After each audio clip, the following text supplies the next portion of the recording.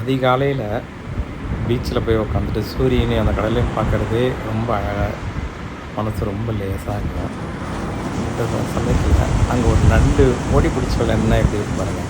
வலையிலேருந்து வருது, சைன்னு திரும்பி வலைக்குள்ளே விடுது, திரும்ப வலையிலேருந்து வெளில வருது, சைன்னு திரும்ப வருது, கண்ணாமூச்சி விளையாடுது. அதை பார்த்தா அது ரொம்ப ரொம்ப மனசுக்கு இதமாக இருக்குது.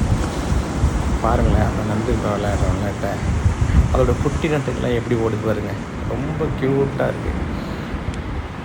இதை பார்த்துக்கிட்டே இருந்தாலும் நம்ம மனசில் உள்ள கவலை எல்லாம் மறந்து போயிடும்.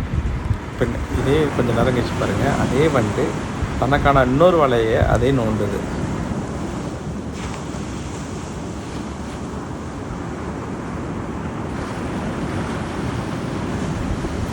தனக்கான வலையை அதை நோண்ட ஆரம்பிக்குது பாருங்களேன்.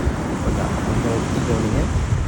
அழகாக அதுக்கு அந்த நண்டுக்கு தலைக்கு 2 கண்ணு நீட்டிக்கிட்டு இருக்குது. அது யாராவது வராங்களா அப்படின்னு பார்த்துக்கிட்டே இருக்குது அந்த கண்ணு மூலமாக. அது இந்த நீர்மொழி கப்பலில் மேலே லென்ஸ் நீட்டிருக்கலாம், அதேமாரி நீட்டிருக்கு. அவ்வளோ அழகாக இருக்குது பாருங்கள், எவ்வளோ அழகாக நோண்டுது பாருங்களேன். அப்படி உஷாராக இருக்குது. எங்கே யாராவது வந்தால் ஒரே ஓட்டம் ஓடிடலாமான்ட்டு. நம்ம தாய் நல்லா நோண்டுறாங்களா, வீடு கட்டுறாங்களா அப்படின்னு சொல்லிட்டு இந்த வண்டு சின்ன குட்டி குட்டி நண்டுக்கெல்லாம் ரவுண்ட்ஸ் போயிட்டுருக்கு எங்கே பார்த்தாலும். பாருங்களேன், நீங்களும் இது மாதிரி முயற்சி பண்ணி பாருங்கள்.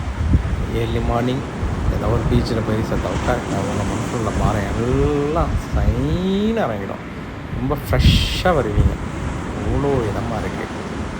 நன்றி, வணக்கம்.